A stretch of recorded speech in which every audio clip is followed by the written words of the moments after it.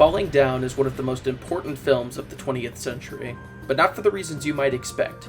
Plenty of people have discussed the film's impact as an example of frustration with the intangibility of the American dream, and plenty more have praised its value as one of the few films that showcases the aggression of the not economically viable people, the once upper middle class people who are left behind as the economy unshackles itself from them and soars beyond their reach. Some have praised it as a biting satire of what I have dubbed society man films, such as Taxi Driver or Joker, which showcase the anger of men who watch the people around them slowly make their way up the societal ranks, while they themselves stagnate at the bottom, climaxing in outbursts of lethal anger at the system directed at the people around them. I'm not here to talk about those things today. I'm not here to talk about the film as good or bad, critically speaking. Instead, I would like to offer an analysis of the film that is in some parts pushed by the film's writer, in some parts denied by the film's director, and in most parts ignored by the current audience of the film. The main tenets I want to push with this video are that D-FENS is an abusive, bigoted scumbag, and that the film itself seems to both embrace and deny this fact. Before I begin, I will offer a quick synopsis of the film. Nothing like the previous video, this is just to make sure that everyone has a basic idea of the plot before I get into the nitty-gritty of what I want to discuss. D-FENS, aka William Foster, abandons his car in the middle of LA traffic on the hottest day of the year, and he makes his way home to see his daughter on her birthday. At the same time, Detective Prendergast makes his way through his final day as a police officer, while his wife repeatedly calls him and interrupts his job. As the film progresses, D-FENS encounters increasingly inconvenient situations, familiar to the middle-class world, and he confronts them in increasingly violent ways. It is eventually revealed that he is divorced and not allowed near his family, and he intends to get near them in spite of this restraining order. As he approaches his ex-wife's home, Prendergast follows his trail of destruction until eventually cornering him on a pier. After a short confrontation, D-FENS dies via cop-assisted suicide and falls down. Prendergast resolves to ignore his wife's pleas for him to retire and announces his intent to remain a police officer. Alright, let's get into the meat of things. D-FENS is not a good person. His racism is probably the most evident of his faults, so I suppose we should start there. To act like D-FENS is anything less than a raging bigot would be to ignore all of the biggest moments of this film. So many altercations that D-FENS has with the world are viewed through a lens of white privilege, and not just in the moment, but through a historically relevant lens. When given the chance to leave a Korean man's shop without causing trouble, D-FENS turns around and laments about how much the US had spent in war efforts and foreign aid to Korea during and after the war. When confronted for trespassing on gang turf, D-FENS talks down to the men, referring to their land as a pissing ground, saying, "Maybe wrote it in fucking English, I could fucking understand it." And yet he has the gall to act like he is respecting them throughout the whole altercation. He only acts in self-defense after provoking violence from them first. If he isn't weaponizing his status against minorities, then he is being blatantly ignorant. You mean you stole your baseball bat, but he paid for the soda? Oh, this guy's discriminating. Yes, he is! Yeah. I was like, this guy's racist or something. That's absolutely absurd. Let's say, is it instead just going to be Michael Douglas? This is Michael Douglas gets sympathy from every police officer in LA. Commit some kind of assault on a minority. They go to the police and they find a way to justify it. These guys are driving to the cops right now. D-FENS values the system above all else. The quickest way to align him with yourself is through the use of capitalist platitudes. We see this both in his speech about the rights of a consumer in the Korean man's shop, and his "the customer is always right" moment in the Whammy Burger. Two instances where others endear themselves to him through this methodology are with the black man protesting in the street and the Nazi surplus store owner. The black man laments his status as, quote, not economically viable, according to the bank from which he was trying to get a loan, which is so blatantly charged with racism that they may well have said that he automatically has bad credit because he is black. But D-FENS for just a moment doesn't see his skin color here. In any other instance in the film, he would have waved off a black man shouting too loud in the street, but since he used smart-sounding words, as well as him being in the same boat as the recently laid-off D-FENS, he sees the other man as equal to him. Likewise, when the Nazi is threatening two gay men with a gun, he motions over to his desk saying that he, quote, reserves the right, unquote, not to serve any customer. D-FENS perks up at this language, sensing a kinship with the man. It is only when the Nazi reveals his true colors to him that D-FENS becomes hostile and non-receptive towards his hospitality. He does not, however, disagree with the Nazis' blatant racism and homophobia, only his status as a Nazi. D-FENS distinguishes the two by claiming that I'm an American. You're a sick asshole. what does sick mean? Not American. If you were to ask D-FENS what is sick, he'll tell you. Was he sick? Take a walk around this town, that's sick. The construction in the street, the homeless harassing him, the entitled minorities, the government tools trying to keep him down. That's sick. And it isn't just racism and xenophobia. Another vital part of D-FENS's character is his past abuse towards his ex-wife and daughter. Again, there is no questioning this behavior. Beyond his outright violent nature towards anyone who inconveniences him, which he then spins around as though he were defending himself, which in only 2 of about 10 encounters throughout the film could remotely count as self-defense, everything in the film corroborates the idea that D-FENS was an abusive father and husband. If not physically, then absolutely mentally. His wife speaks plainly about how scared she was of his propensity for violence. And even if the judge went too far on the restraining order, given the circumstances of the case, their decision was justified. D-FENS's own mother also speaks about how scared she is of her son. She's scared to mess with his things in his room. She's scared to even enter his room, even to just eat dinner with him. His mannerisms at dinner unnerved her into spitting her food onto her plate, and whenever she did, he looks at me like he would like to kill me. Later in the film, D-FENS watches home videos of his daughter's younger birthday celebrations, and in nearly half of their runtime, he is heard demanding that his daughter be made to engage in activities which clearly distress or upset her, and all of her negative reactions are then blamed on his then wife. The strongest piece of evidence, though, comes earlier in the film. When D-FENS breaks onto a plastic surgeon's property, he inadvertently takes the caretaker's family hostage, holding onto their daughter's hand and separating her from the rest of them. Unbeknownst to him, he got blood from his own cut onto her hand. But his reaction to this sight tells you everything you need to know about his life as a father and as a husband. Oh, jeez, are you hurt? Oh, honey, I'm sorry. I didn't hurt you, honey. I didn't hurt you. I'm sorry, I didn't hurt you. Yeah. Do you catch that there, though? Yeah. Like, he obviously had the child, but not I didn't mean to hurt you. Not I hope you're okay. Hurt you. I didn't hurt you. So, I don't think Elizabeth knows everything he's done with his daughter. Yeah. That scene, that gave me chills first time I picked up on what he was saying there. D-FENS is racist. D-FENS is xenophobic. D-FENS is an abuser. I called these things facts at the beginning for a reason. This is where we get to the confusing part of the film. You might expect that Prendergast, as D-FENS's foil, would end up sympathizing with D-FENS in some way. There are several similarities between the men, and the film makes certain to highlight these similarities and the changes in Prendergast's psyche as the film continues. He changes from a mild-mannered people-pleaser, ready to retire for the sake of his wife's mental health, to a violent misogynist who berates his wife and tells her to cook him dinner for when he gets home, demanding that she act more submissive towards him.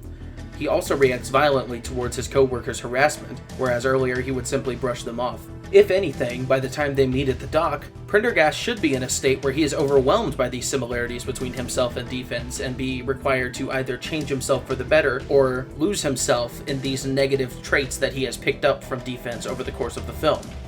None of these things happen. Instead, when we get to that one scene with that one line that everyone loves repeating when they talk about this film, we get to hear Prendergast's response to D-FENS, which nobody talks about. I'm the bad guy? Yeah. Not only that, we get to hear the thesis statement of this entire movie, laid out bare, spoken aloud, for all the people in the back. You know, they lied to me. Is that what this is about? You're angry because you got lied to? Hey, they lie to everybody. They lie to the fish. But that doesn't give you any special right to do what you did today. It's so easy! It was right there. Yeah. Right there. No, you don't have the right to do what you've done. Yeah. But people just want to kill people because they didn't get their burger. It is so hard to misinterpret movies like this, but just people are so aggressively stupid that it astounds me. That guy's really happy on the right there. It's like, whoa, that's pretty bodacious that he's protecting his daughter. That's pretty sick. I think he might be the good guy in this situation. As for that confusion I mentioned earlier, this message doesn't hit quite as hard when the film itself isn't quite sure of the answer to D-FENS's question, am I the bad guy? He is the bad guy, as I hope I've made obvious. He's lying through his teeth whenever he acts like he's justified in his actions. That or he's so far up his own ass that he genuinely thinks that he's acting right in a situation where he is clearly acting wrong. He's far beyond redemption and forgiveness, but the film doesn't seem to recognize that. After killing the Nazi in self-defense, D-FENS' actions take on a more explicitly vigilante-esque tone. Killing rich old men because they didn't build a park for D-FENS to bring his child to, lamenting the economic value of plastic surgery over the military-industrial complex which he happened to work for. Punching antagonistic drivers for berating old women. He acts like a downright superhero when you take away the selfish undertones that come with a majority of his actions. Now he's saving the world from people. Things that he would have been doing earlier that day. You know? I've seen that I'm better than you now. And now I'm better than you. That's true. He killed a Nazi, now he's a good guy. Even before this, there are some moments that complicate his villain status. After giving him 2 completely undeserved freakout moments with the Korean clerk and the gang members, he confronts a bum in the park. The bum seems like a total deadbeat who simply isn't driven to pull himself up by his bootstraps, in D-FENS' mind. And that isn't just his biases talking. The guy seemingly has access to food, he lies about his situation multiple times, and reacts with disappointment when he does get a free lunch and a briefcase that he can sell for his efforts. On all accounts, D-FENS acted rationally and righteously here, despite also acting self-righteously. The film presents D-FENS with several moments at which he could have chosen to end his crusade. Well-deserved moments of self-reflection that he does not act on, but the cinematography and score seem to present these moments as if we should consider him as redeemable, even after he has directly threatened to kill his ex-wife over the phone by this point in the movie. He did everything right. About to say, like, this is the scene where he realizes he was a crappy dad, right? No, this is the scene where he realizes that they are down at the dock and now he knows where to find them. Oh. Genuine question. We've got like 15 minutes left in the movie. Do you think he'll have a realization? Maybe when he's on the chair. The electric chair? Yeah. I realized that I should have just shot her. I thought this guy was supposed to be like the hidden good guy. And it was like, people like this guy. He dies tragically, Hollywood style, and the movie doesn't end on the pathetic monster that fell into the acidic waters of the LA Bay, but on the father and husband who is shown through the tapes he was watching earlier. The tapes which we have already seen betray his cruel inner nature. All of this greatly complicates the message the film is trying to convey. Is it a straightforward critique of what privilege can do in the mind of someone who believes giving others rights means taking away his own rights? Is it a satire of the stereotypical nuclear family stretched to its absolute limits? A deadpan black comedy which uses the severity of D-FENS' actions to get a laugh out of an audience which knows better than him? Or is it a traditional Hollywood narrative about a good man pushed too far, punished for acting right in a world gone wrong? I think the answer is far simpler than what you may think. It's all of the above.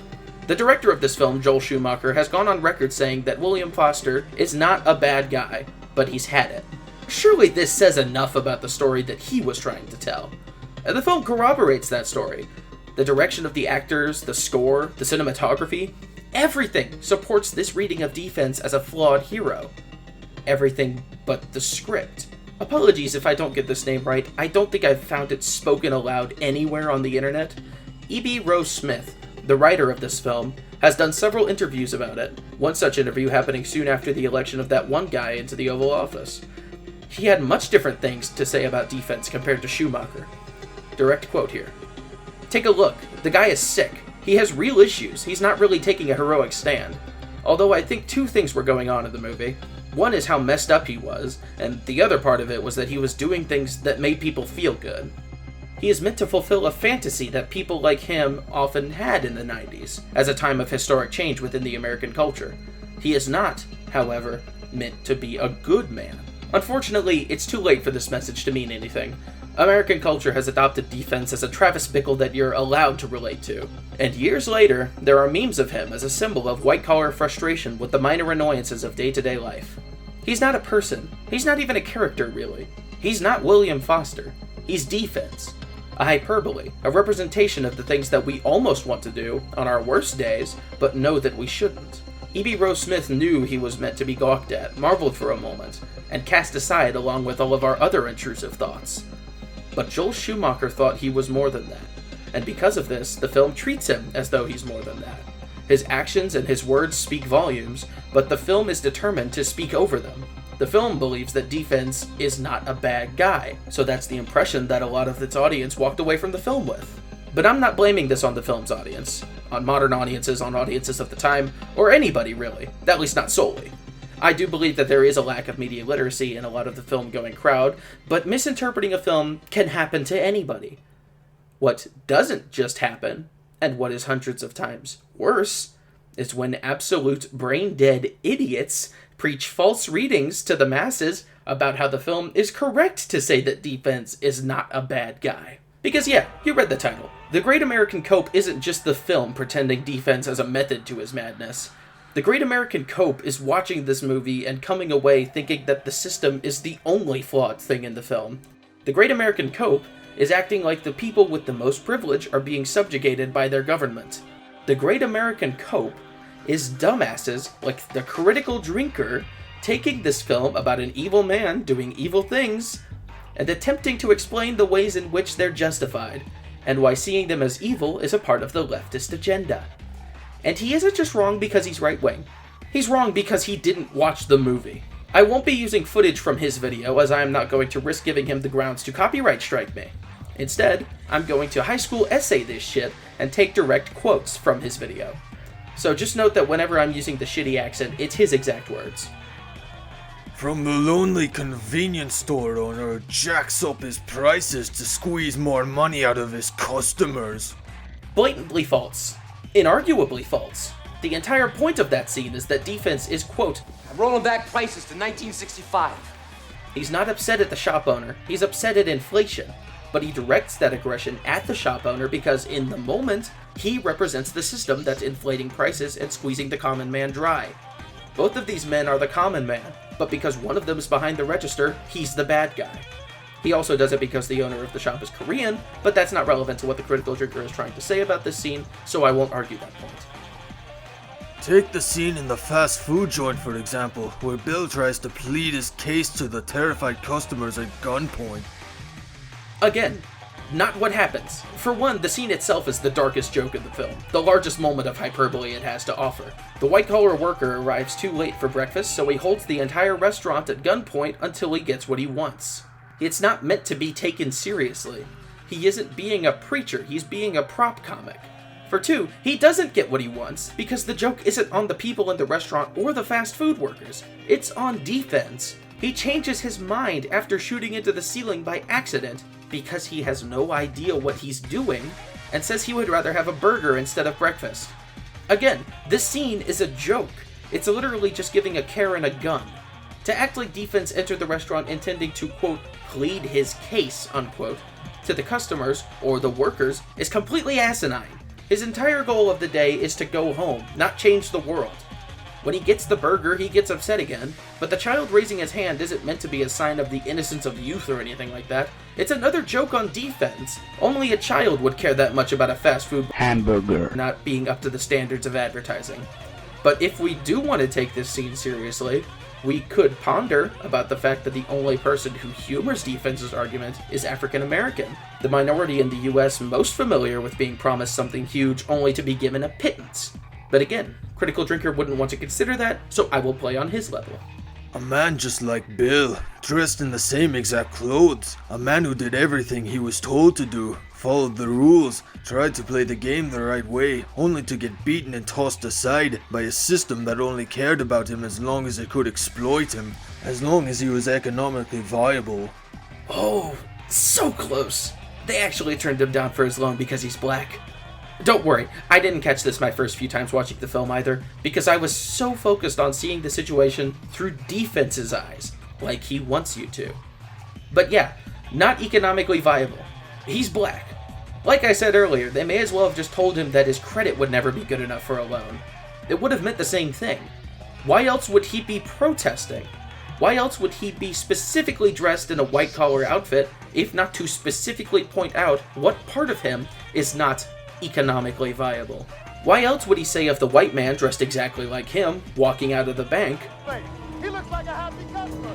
That's what an economically viable person looks like. He goes on to say of the snow globe that D-FENS buys in this scene, which plays the song London Bridge is Falling Down, Jesus Christ, remember when movies had this level of thought and complexity put into them? Oh yeah, because the deepest and most complex thing a movie can do is reference the title? Does this guy think those fake quotes on 4chan were actually real? Also, this isn't even the only time the film does this. If anything, it's the lamest recurring joke in the movie. It's the only one I really don't like. London Bridge is falling down, falling down, falling down. London Bridge is falling down. Help me out now, come on. But even disregarding all of the bad faith arguments people make in favor of D-FENS' actions and morality, I know they are wrong by default. I know he was not meant to be a good man. I know this for a fact. Not because of the interviews, not because of anything the film itself has to give me, but because of something that I have heard exactly 0 people talk about in relation to this movie. The missing link in D-FENS' identity. James Huberty.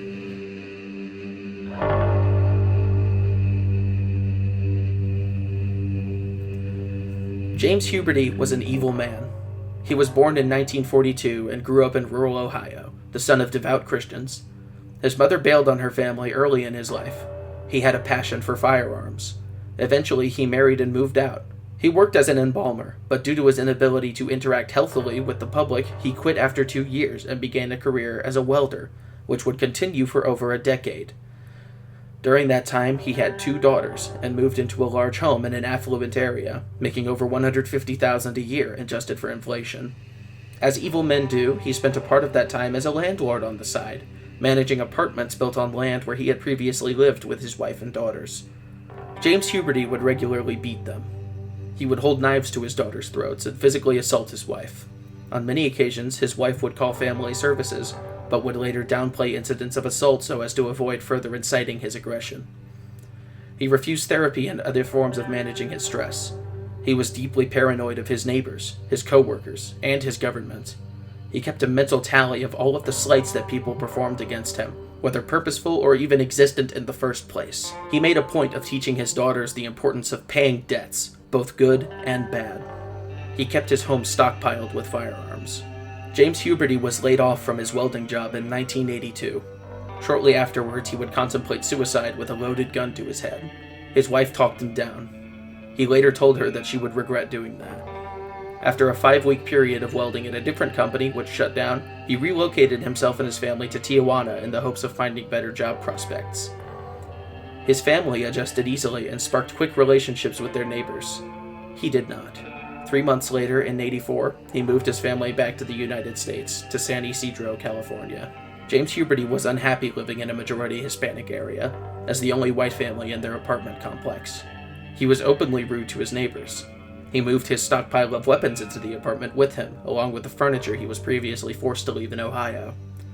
In April, he was hired by a security firm to guard a condominium complex. On July 10th, he was fired for poor performance and physical instability. On July 15th, he told his wife that he suspected he had a mental health problem. On July 17th, he called a clinic and attempted to check himself in. He was told his call would be returned in an hour. Due to a mixture of his nonchalant tone and workplace negligence, his call was not returned. On July 18th, he took his family to the San Diego Zoo. He told his wife that society had their chance. After he returned home, he gathered a 9mm pistol, an Uzi, a pump-action shotgun, and hundreds of rounds of ammunition for each. He told his wife he was going hunting for humans. As he left, he told his eldest daughter that he wouldn't be back. James Huberty drove to a local McDonald's restaurant. After a misfire outside the building caused employees to believe his actions to be some kind of sick joke, he successfully opened fire on employees and customers alike. For 77 minutes, James Huberty stalked every corner of the McDonald's building, executing every living person he saw. He killed 21 and injured 19, the oldest of which being 74. The youngest was 8 months old. There were 45 in the restaurant that afternoon. A majority of them were Mexican-American. A 911 call was made minutes after the shooting started. The dispatch operator unfortunately sent officers to a restaurant 2 miles away, and in the meantime, he shot children and adults who unknowingly approached the scene. Eventually, officers arrived and set up a lockdown around the area. The shooting ended when a police sniper caught a glimpse of him from the neck down as he approached the entrance of the store. He was killed in one shot to the chest and died almost instantly. Falling Down was released in 1993, not even a decade after the San Ysidro McDonald's massacre, as it would come to be known. The similarities between its protagonist and James Huberty aren't just evident, they're striking. Audiences today would have no reason to know this connection because McDonald's managed to remove the incident from public memory in such a spotless manner. The only reason I know about this incident is because I happened to choose James Huberty from a list of names for a project researching mass shooters in high school. The fact that I am the only person I know who knows about this incident is nothing less than a travesty.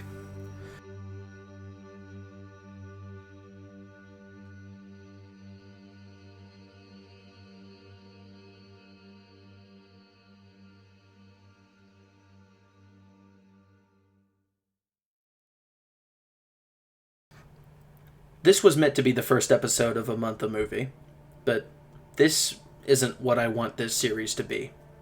You saw earlier that I inserted some audio from a commentary track I recorded with my brother. That's what I want this series to be. I want to make lighthearted videos about movies of any quality. I don't want to make a whole series about getting mad at people or media. I want to be passionate about my favorite art form, and express my feelings about films in such a way that people will listen to them, and I hope to inspire people to think more deeply and critically about their favorite art. That's what this video was, but then I postponed it for so long that other video released. And now I want to say something more important than watch movies and think about them. I want to say this. Don't give your time or your brain power to listening to people that misinterpret art for the purpose of suiting their own faulty worldview, whether knowingly or otherwise. And that's all that I want to say about him. I didn't make this video to start any drama or cause people to get upset at me for watching a movie better than he did, even if I did do that. I just want to offer the internet a piece of decent analysis. And hopefully I've done it in such a way that I can educate anyone who watched his video and came away from this important film thinking that it's about a good man doing good things. There will be more videos in the future. The next video will be completely unrelated to this, and hopefully it'll be a lot more fun, for me and for you. Next month will be the formal beginning to a month of movie. Thank you very much for watching, and keep yourself safe out there. Don't fall for scams wherever they may be, and however they may disguise themselves. Be smart. Think for yourself. Like and subscribe. You don't have to do that if you don't want to. This video is not, it's not for the algorithm. It's for me, and it's for you. And with all of that said, I hope you have a good day. Take care of yourself. He fell down. He fell down. And that's the Falling Down movie. Yeah? Yeah. Did you like it? Did you? I've seen it too many times to say whether I like it or not. It's like when you read a book too many times, you know exactly what's going to happen, and all you can think about is like, I'm not like Mom, I guess is what I would say. Mom can watch Goodbye Girl like a majillion times in her life and like it just as much as the last time. I just can't like a movie when I watch it this many times. Yeah. Which is why I'm looking forward to, in further months, only watching the movie like 3 times. Yeah. And then I won't have to hyperanalyze it quite as much as I did with this one. I think